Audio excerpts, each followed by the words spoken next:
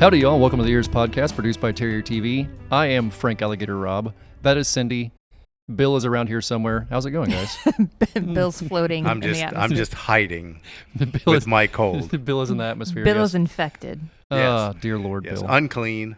Unclean. So we haven't seen one another since before Christmas. So let's hear about y'all's Christmas. How was Christmas? Cindy, let's start with Cindy. Cindy, since I'm looking at you. Cindy, Bill can't tell I'm looking at you. But Cindy, how was your Christmas? It was good. I got to go to the mountains. Yeah, which mountains? Ooh, what which mountains? Specifically, the mountains in North Georgia. Nice. Oh, did you go skiing again? I did not, no. Oh, okay. Okay. So no, we didn't get to see snow. Literally an hour after we drove out of town, Maddie's grandma texted and was like, guess what? It's snowing. Wow. Oh, wow. As soon as you left. Yes. Missed it by that no. much. Yeah, we got like 20-degree weather, but no snow. But no snow. Mm-mm. It was a good trip, though. Oh, yeah. Yeah. Yeah. Very nice. Glad to hear it. That sounds like it was a good Christmas. And New Year's? How was New Year's? Good, quiet. Quiet. Yes. That's refreshing. I know you like quiet. Barely made it awake until midnight. Okay. Fair Oh. enough. What about you, Bill? You traveled. Oh, yeah. I went to El Paso, Texas, and saw the Sun Bowl on New Year's Eve. I take my son and his wife and their two boys, and we go to the Sun Bowl. We've done that. This is the third time we've gone. And so it's kind of a tradition now. I take them and we go to the bowl. And Who was playing? It was Louisville versus Washington. Okay. And it came down to the end. But it was a 1-point game. Last 8 seconds left on the clock. And Washington went for 2 for the win and didn't get it. Very exciting game. My grandson was very, very happy about it. Just because it was exciting. He didn't really, none of us cared about which team won. But anyway, so yeah, the Sun at the Sun Bowl. It's not misnamed. It's brutal, huh? Oh, it wasn't brutal. It just took a lot. New Year's Eve, 8 o'clock. I'm grandpa in it, man. I'm going to bed. I'm going to bed. I can't do this. I appreciate the longer hair. Oh, yeah. Well, no, the beard's shorter. I trimmed the beard. The hair, It makes the hair look longer. So it makes the hair look longer, yeah. Are you serious?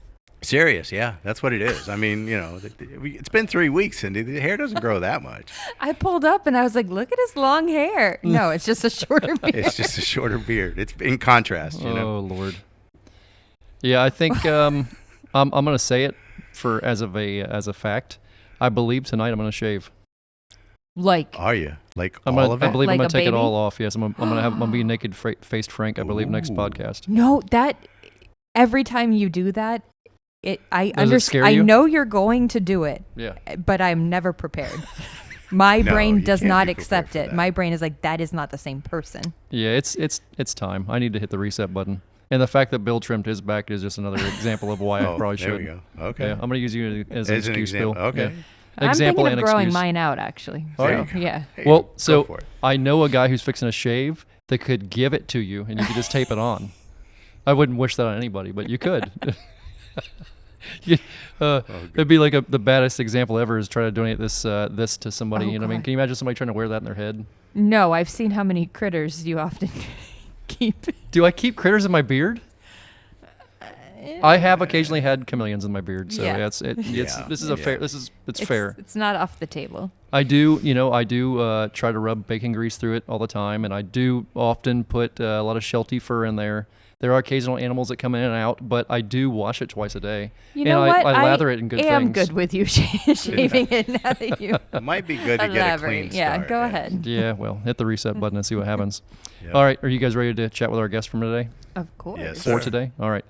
So today on the podcast, we are joined by Shanon Gann from the Brevard Zoo Sea Turtle Healing Center. Shannon, I feel like I see you a lot as of the start of the year, but never often enough. It's so great to have you here. Oh, thank you so much. It's a pleasure to be here as well. So tell us a little bit about you, what you do, and all that good stuff.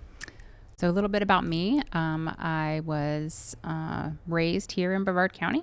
Have been blessed to be able to work with threatened and endangered species my entire career. I currently am the Sea Turtle Programs Manager at the Brevard Zoo, and we rehabilitate sick and injured sea turtles and return them back to the wild. Wow. So you guys deal with more than one species of sea turtle, and you guys often have other things other than sea turtles in there too. You have so many things going on in that Sea Turtle Healing Center all the time that I'm continuously just mesmerized. I think the other day when I went in there, they had diamondback terrapins in there, and I freaked out like a little kid. I was like, terrapins! Like, oh my gosh, there's terrapins! Like, where are they? Can I see them? Am I allowed to see the terrapins? Can I see the terrapins? But yeah, it's amazing the things you guys do in that lab. And I've known you since long before you started at the Sea Turtle Healing Center. I knew you when you worked out at the Space Center. So tell us a little bit about that and how you transferred from that to what you do now, because you did 1,000 different things for them out there as well. So when we met, I was working on the contracted portion of the Kennedy Space Center's Environmental Programs branch with the aquatics group, and we had the awesome opportunity to work out on the Space Center, which is also part of the Merritt Island National Wildlife Refuge. So the amount of threatened and endangered species out there is just amazing. So I was originally hired to do the sea turtle nesting work on that beach. And as part of aquatics group, I got the opportunity to work with 5 other amazing people. We did fisheries research, alligator research. I also got to hop over. I always tease and say that the girl that did the beach mouse work, there's a little beach mouse, the southeastern beach mouse, that lives predominantly now on the 3 federal properties down there. So it's in that area. So the Air Force Station, the Kennedy property, and then the Canaveral National Seashore. And I always tease saying that she dragged me kicking and screaming over the dune to look at these beach mice. And then I was hooked. I was like, oh, they're little dune builders. I love them. So they're building, they cache seeds and they make my dunes stronger for my sea turtles. So I was like, yes, I will help you. Let's save these. So we got to go out and do radio telemetry on them. So we went and put little radio collars on these teeny tiny mice and tracked them around at night. They're nocturnal, so you got to chase them around at night. But had a blast out there I was very blessed to be able to work out there for 9 years. And then I have been now at the Brevard Zoo for 8 years, and I actually started there as a volunteer. So there wasn't a position for me. When I first came to the zoo, there was one person, the program's manager, and she leaned on the assistance of the veterinary department because that's what she's part of. So we are part of, that's why you saw terrapins in, well, what you think is the healing center. It's not. We are part of the Brevard Zoo's veterinary department. So all the animals that are part of the zoo are actually will come into that area to seek treatment. So anything that's large enough, or I guess I could say small enough to fit in the doors, which, believe it or not, a zebra has made it in there under anesthesia. That does not surprise me. And the problem was he needed a dental extraction, and the dentist had hurt his knee. So they had to bring the zebra in. Instead of normally this dentist would go out to the field and they dig him like a hole and the zebra would be laying down and he would be out there working on the zebra. But he had a bad knee, so we had to bring the zebra in. So oddly enough, that has happened. But all the pieces of equipment that we have within the zoo's hospital, besides our new CT, which we've had for a little over a year, is portable and can go out into all the animals' habitats. So not just the healing center. We're just very blessed to have the healing center right behind the zoo's hospital. And we have 2 board certified zoo vets that take care of all the Brevard Zoo's animals, including the sick and injured sea turtles. That is amazing. Yes. A lot of things going on there for sure. Sea Turtle Healing Center, you guys have so many different aspects of this program and things you guys do. Try to break me a few down, because I know you guys not only rehab the animals, there's so much more to it.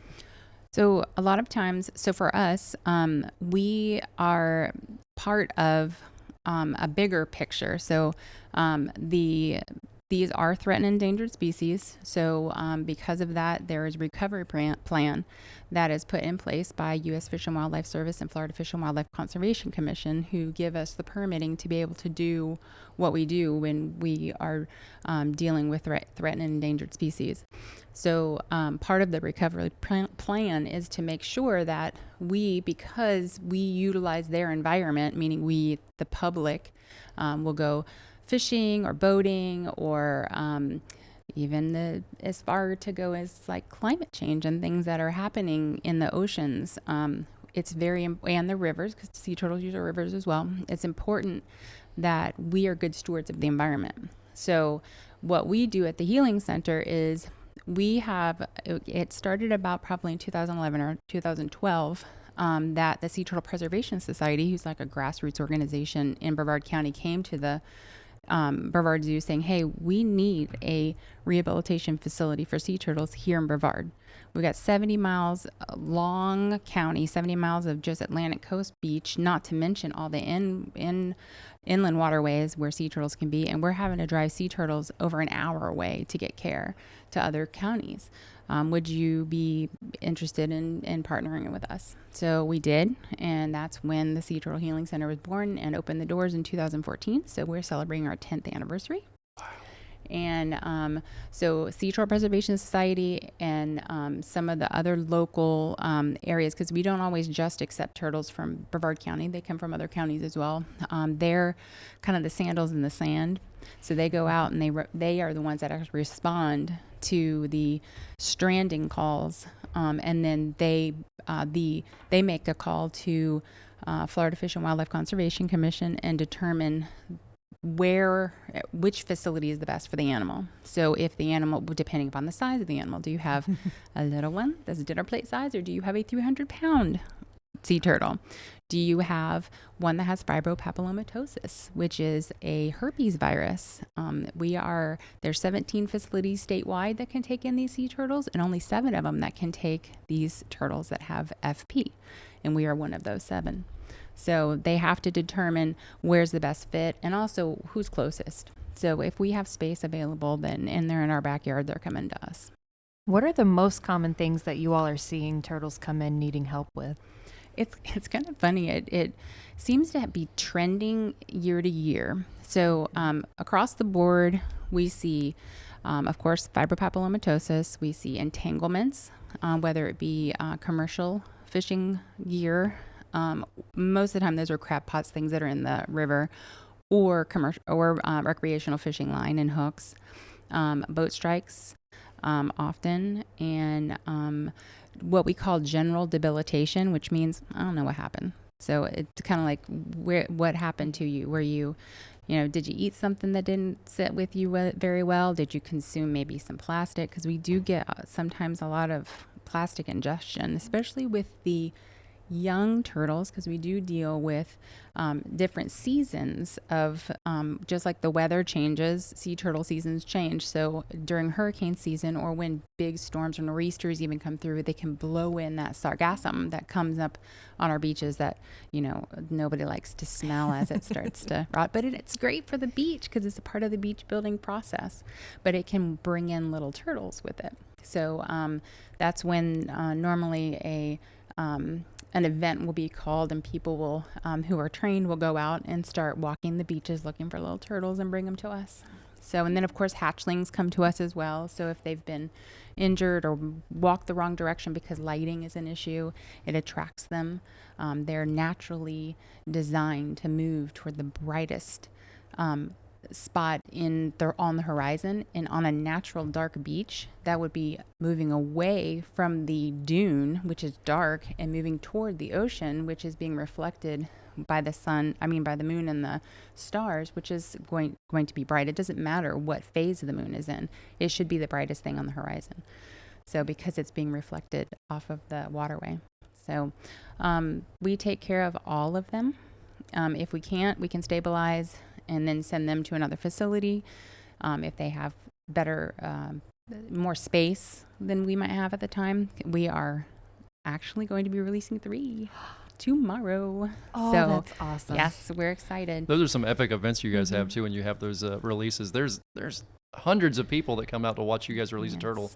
Have you seen the releases they have on Facebook and stuff? On Facebook, It's yes. amazing. It's amazing. Sometimes we're really lucky and we can it's because really, I mean, the whole purpose is to release the animal back into a safe environment. So Florida Fish and Wildlife Conservation Commission requires us not to release on weekends or holidays. So, and it's kind of tricky to try to release after school lets out so that kids can be involved, but it's so important to try to do that because, you know, those are the young minds and the young people who are going to make a difference in the future of, you know, these animals and who's going to be protecting them when I'm no longer here to do that. So I really think it's important to try to grab on to those young minds and get them hooked. So this time we'll be releasing tomorrow about 2 p.m. At Nance Park.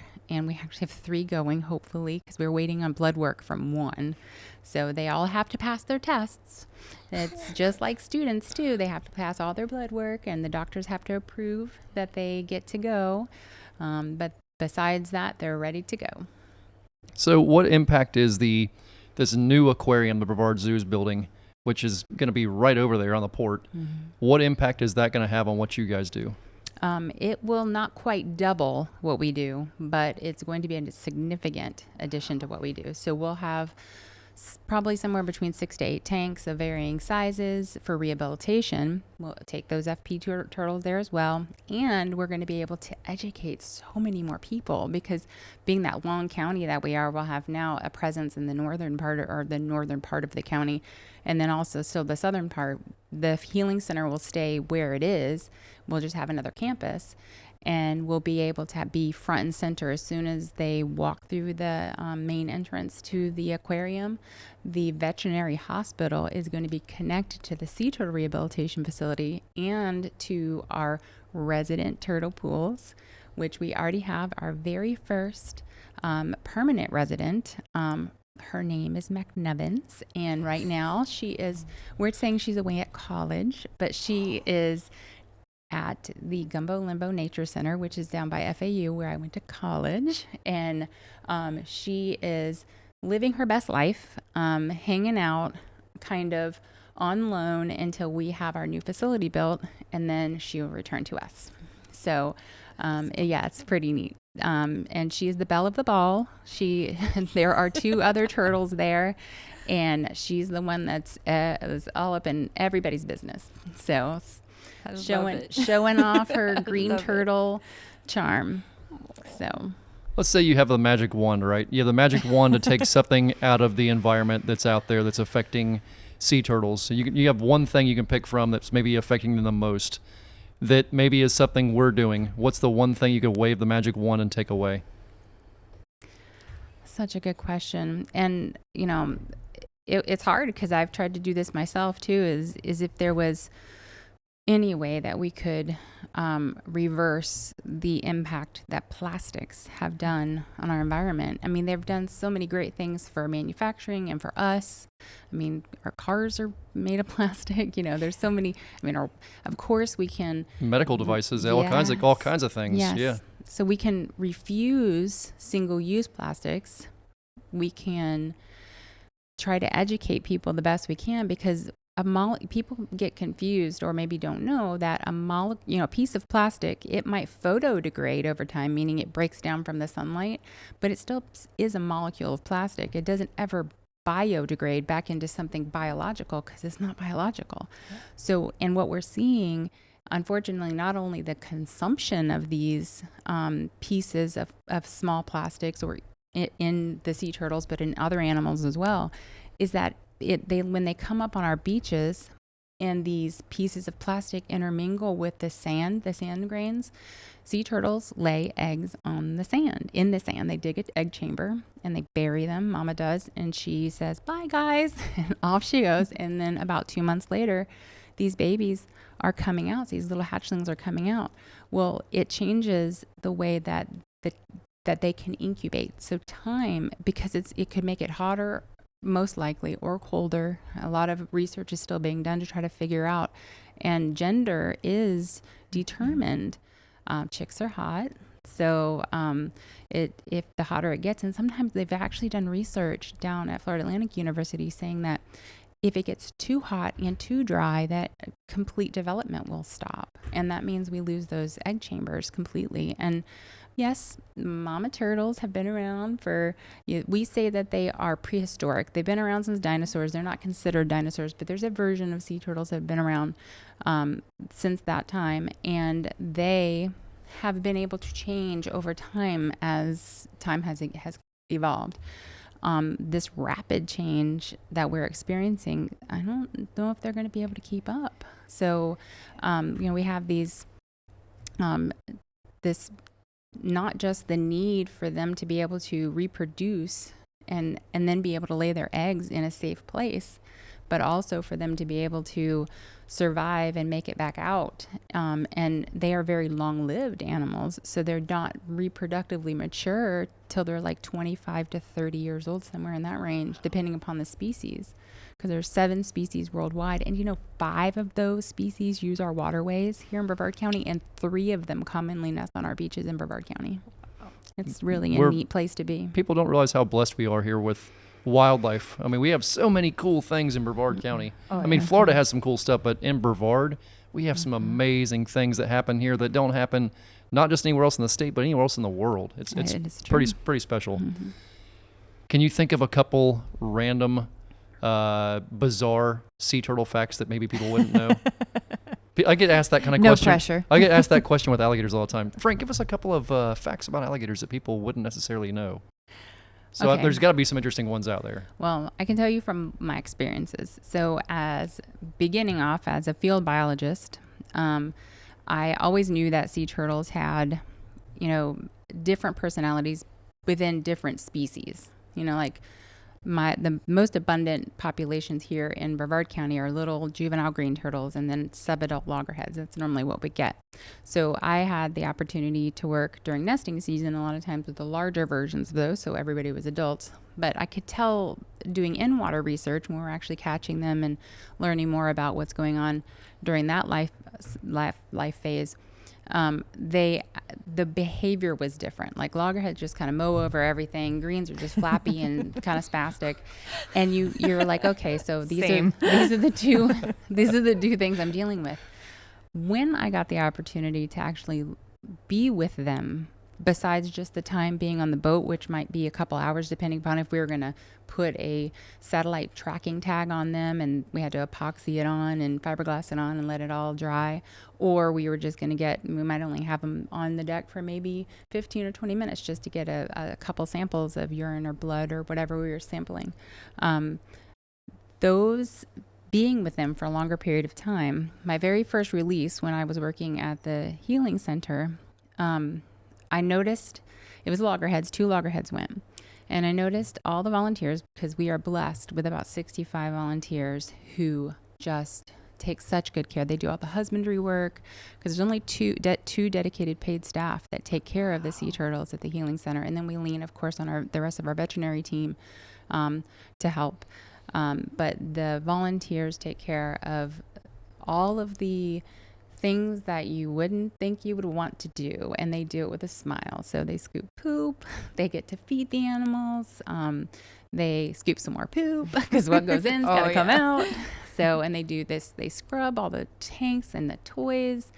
But I think what the neatest part is watching during this release, I watched the volunteers and the previous manager, they were crying when these turtles were left, and I'm cheering because I'm like, yay, because I'm like, that's what I do. I'm like, graduated. Thank you. Yes, I'm like, thank you for your contribution to science, because as a biologist, that's always what I would say, like, thank you so much. And they're going off swimming, and everybody's like tearing up, and I'm like, why is everybody crying? And then I'm like, oh, why am I not crying? Like, is there something wrong with me? And then, I had the opportunity to, get to know these animals. So the difference is not just the personalities between species. Every one of them has a unique personality, and they're silly. Some of them are serious. Some of them are grumpy. It is just the coolest thing. And it doesn't matter what species. They all have their own little personalities. So it has been fun to get to know and be part of that, like just this natural environment and this natural I guess, be a small part of this endangered species world life, like just this little snippet, and whatever we can do to try to get that animal back there and become a member of the population doing their job at that time. Because they do have jobs. They're out there. Green turtles are out there eating seagrass and algae, and loggerheads are out there eating clams, crabs, and mollusks. And they're doing their jobs, and that's important. Unfortunately, I know from the reptile world, people seem to like to put these. They like to put these caps or these ideas on wildlife. And these are usually people that maybe have studied them in books, maybe haven't went out there and studied them in the real world, out there hands-on with them in their local environment. But you're exactly right. It seems like every animal I've ever dealt with, people don't understand. They're all individuals that have their own ideas, their own things going on. They're not staying to the book standards. They're doing what they want to do because that's them. They're all their own animals. It's so hard to try to explain it to somebody that's never went out there and worked with wildlife in a wild area. That's a great way of explaining it. Great way. You did very good at explaining that. We often say that the three things that they do enjoy doing is eat, scratch, poop. So everybody's got that in common, it seems like. That's hilariousness. For young people that might be listening to this and they're thinking, gosh, I could really see myself doing this. Where do they start? What options are there for school? What's your advice for somebody that might want to get into this field? I wish I had had somebody guide me through this as a young person, because I can tell you, I knew I wanted to work with manatees when I was about 5 or 6 years old. Like, I saw a manatee for the first time. I used to love to go fishing. So I was like, what is that? Because you could only see like the top of the manatee and this little weird face. And I was like, what is that? And my dad was like, oh, it's an ugly old sea cow. And he dropped me off at my mom's, and I was like, Mom, what's a sea cow? And she's like, look it up. And my grandparents had these like 1942 World Book encyclopedias. Yes. So I got to Freaking look up. jam. Yes. So I got to look up what a manatee was, and I literally fell in love. I was like, these are like little, big, huge animals that live in the water, and they only eat like lettuce. They just eat seagrass. This is amazing. So Jimmy Buffett and I were going to save the manatees together. And I knew it since a young age. And yes, I did tiny little bit of manatee work as an observer, making sure that nobody harmed them when construction work was going on in the waterways. But really, when I got into this field, the money was really being in for biological work, was being driven to help sea turtles. So it was like hooks, commercial fishing hooks. Which ones are safer for sea turtles? J hooks, circle hooks. So that's kind of the path I ended up taking, and I definitely don't regret it. I absolutely still love manatees, but I've had such a blessed career to be able to work with so many different animals. I've worked with Florida scrub jays and beach mice and gators and sharks. I was a shark observer as well, so I got to work on commercial shark boats, and when I was contracted out through NOAA Fisheries Service. So I've had just a really cool variety of things. But I think the one thing that I would guide young people in is it's so important to focus on your biology, find a mentor. Mentorship is so important, and it's hard when you don't know who to talk to. So find someone, even in middle school or in high school, that that you can talk to. Sometimes it is your science teacher because they're like-minded as you are. And then when you get into college, if you're not sure where you want to go to college, go and visit colleges. There are opportunities in high schools where they go on trips to get to visit a couple different schools. Even if it's the school that you don't think you'd ever go to, it's still really neat to go and visit the school and see what the life is like. We did that with my daughter. We went on some field trips, and then we also went to some other schools and visited when she was trying to choose where she wanted to go. I was dual enrolled, and so was she. So we're very blessed here in Brevard County. If you have that opportunity and can do it, and also chase that bright futures money, please, young people, chase that money, because it will help you to graduate without so much debt. And follow your dreams. So just because I could tell you, my mother was like, you are not going to be a marine biologist. You have champagne taste on a beer budget, and you better marry well, girl, because you are not going to be able to afford. You're not going to be able to afford yourself. So, but I said, Mom, I want to wake up before my alarm clock every morning, and I want to be excited to go to work, which is what I am. Aww. And I did marry well, so I'm okay. Win-win. But no, I do. I young people, it's hard. And I just got an email from someone who is desperately looking to get into work with, and she's graduated from college. And wow. It's hard because her path wasn't that path. Yeah. So from the biology side of it, if you want to work on the field work side of it, get out there and get involved. Unfortunately, you will most likely have to do it as a volunteer. Unpaid internships are out there, and that's probably where you will have to go.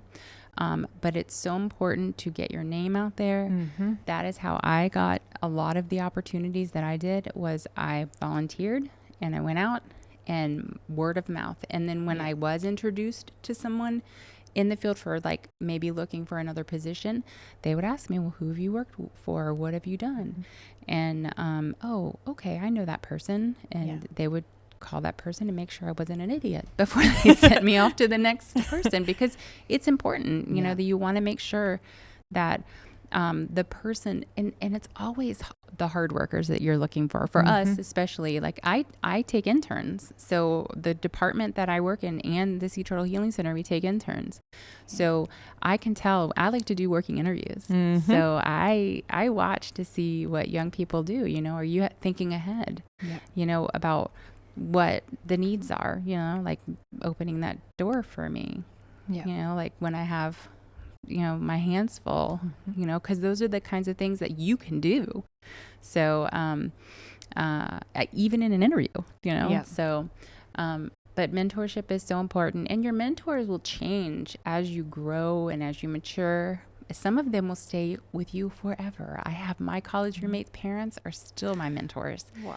And, they don't necessarily they do mentor me with my job and my career path, but they don't necessarily mentor me with, day-to-day things when it comes to how to treat sea turtles. I have other mentors that do that.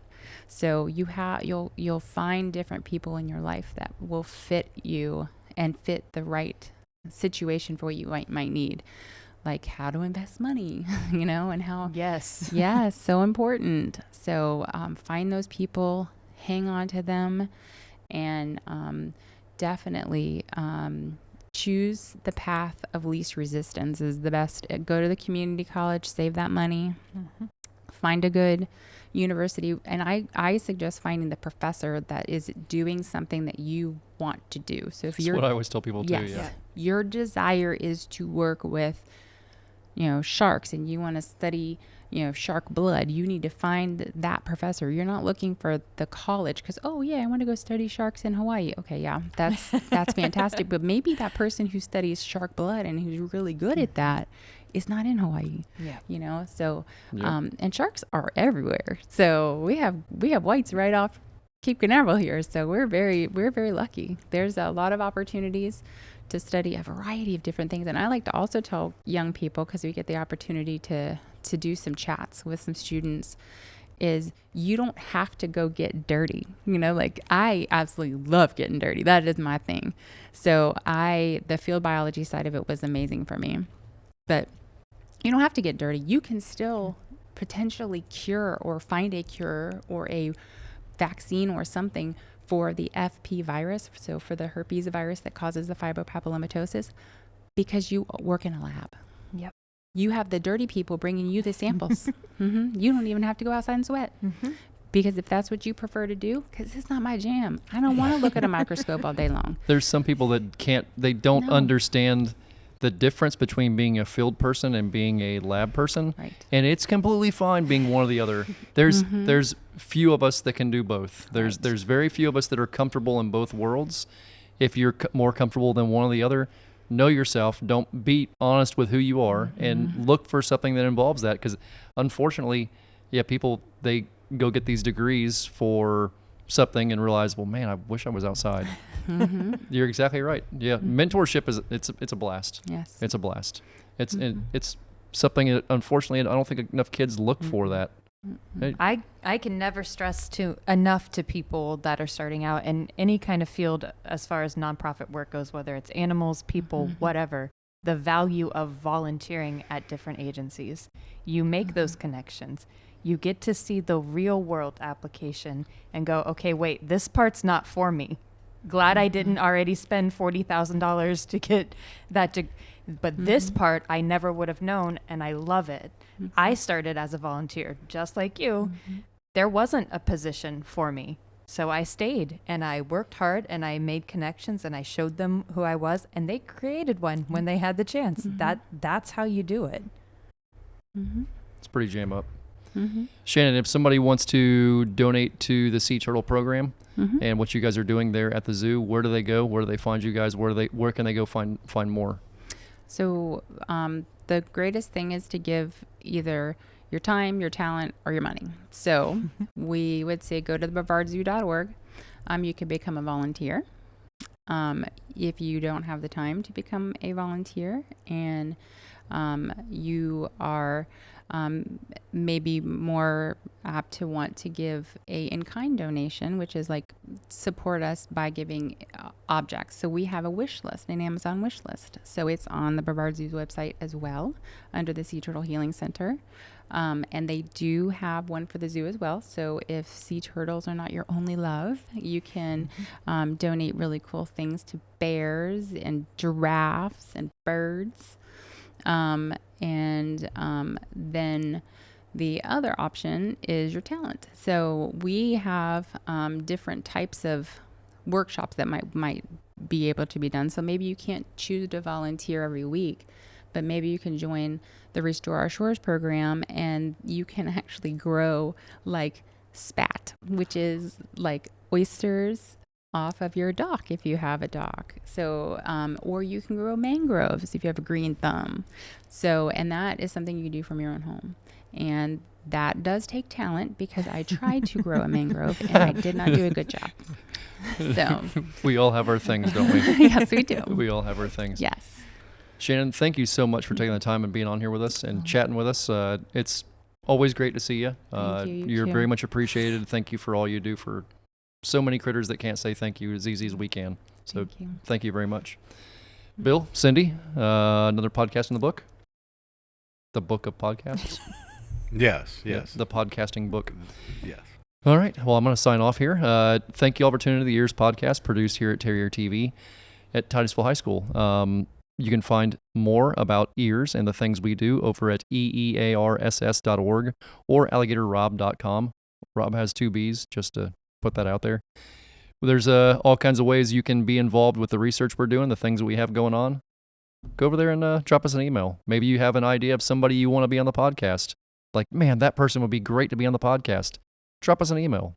Maybe you want to say, Frank, we think the other day when we saw you, your beard needed to be trimmed. Send us an email. Whatever it might be. Thank you all for tuning in, and we will catch you all next week. Bye-bye.